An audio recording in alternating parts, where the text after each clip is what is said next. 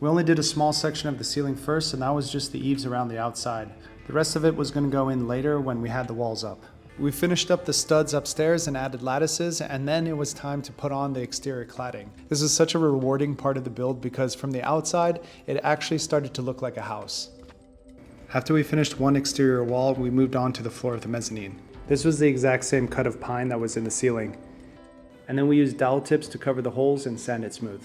With that done, we moved back outside to finish the exterior cladding for the other two sides of the house. Going against convention, we ran the exterior cladding vertically. I did this because I wanted to give the cabin a taller and more grandiose feel. We added another layer of insulation in the ceiling.